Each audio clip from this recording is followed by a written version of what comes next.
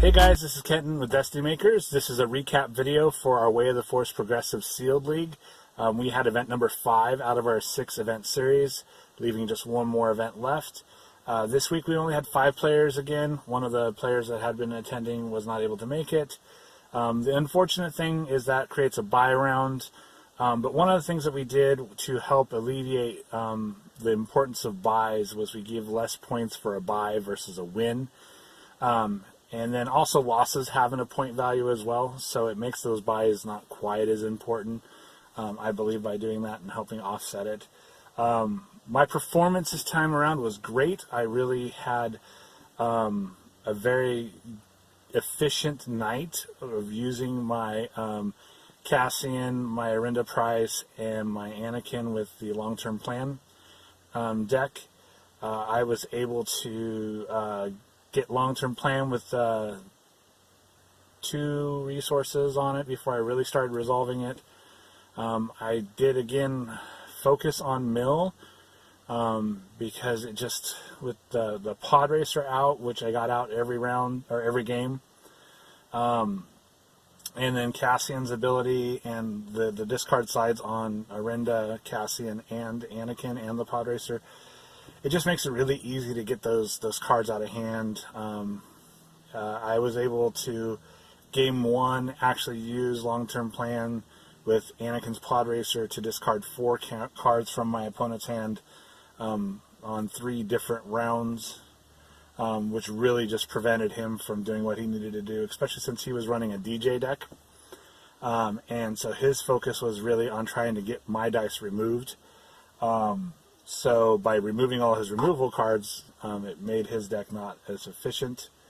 I also got Sebulba's Pod Racer in my packs this time around, and having the 2 Pod Racers available for me to focus with Anakin's ability really added some flexibility, because I got Anakin's Pod Racer out, I think, turn 2 in game 1, and he focused on removing that die a couple times, just because he didn't want to lose the cards.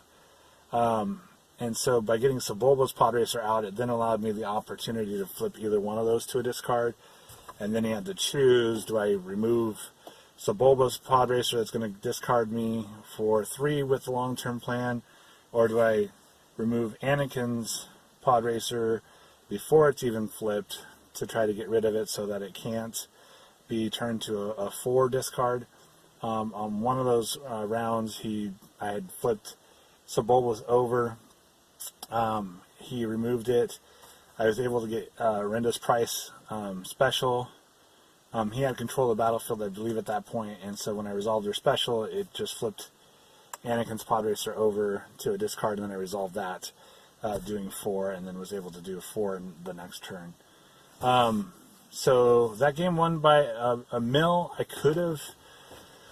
I think I was 3 away from a kill on that. After resolving my last damage die, I would have had 3 life left on one of his characters. He had already taken out one of mine. So, and that would have gone to time if I hadn't discarded the last cards in his hands.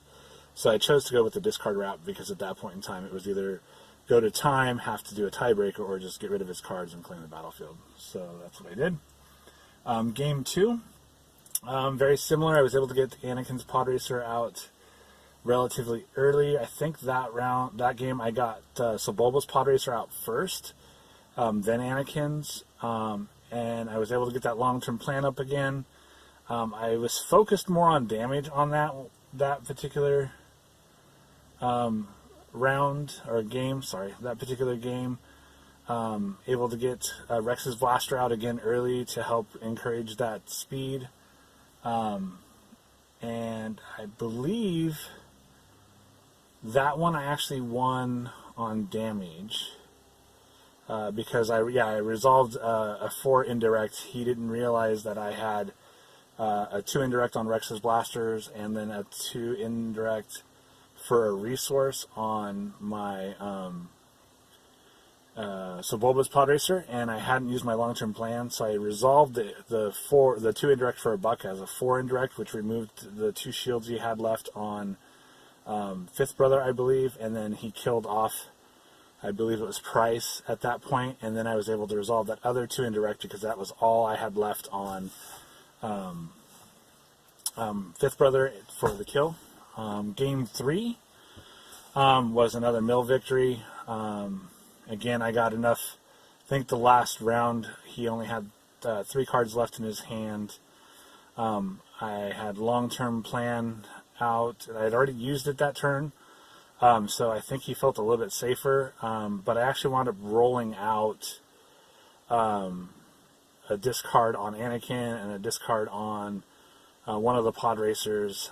He removed one of the 2, and then I had the special on Orinda, and since I had control of the battlefield, I was able to use hers to flip, I think, the other pod racer to the discard and get the 2 discard. Which left him with 1 in hand, and then I had Anakin's discard, which I then used to discard his last card. So that worked out well for me again. So very good night, 3-0. I was very glad with the changes I made. The adding the extra pod racer did seem to benefit a lot. I did pull out Respected Businessmen and Prize Goods, and I put in some more mitigation. I had also pulled a couple other cards. The one that pictures Jyn Erso on it, that removes a damage from one of your cards to another one of your cards of the same type. I'll get the name and add it into the video.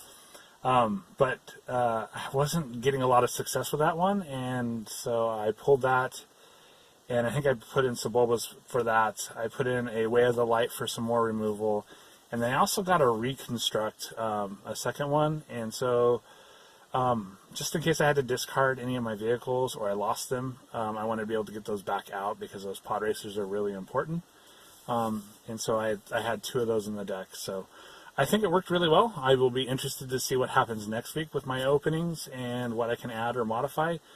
I still would like to see maybe a couple manipulation cards that help me to focus my stuff to the sides I want. I will have to give another shout out to Nature's Charm. Again, that card saved me many times. In one round in particular, Dooku had the Vibro Sword on him. He had tons of resources, and he rolled and had the 2 3-for-1s. The only thing I had in it was Nature's Own. I re-rolled it, and it re-rolled into a blank, and then I think the +2. So he couldn't resolve either one of those. But that is great. That was a good experience. I like that Nature's Charm, man. I know it's soft mitigation, but heck, it saved me a few times. So thank you for listening. That's my recap. Please make sure that you like, comment, and subscribe to the channel. Find us on Facebook under Destiny Makers. And I'll try to put all that stuff in the notes. So I just want to end by saying that you have the ability to make your destiny influence those around you. So make the choice to be a part of your community and to build those up around you, all right? Thanks.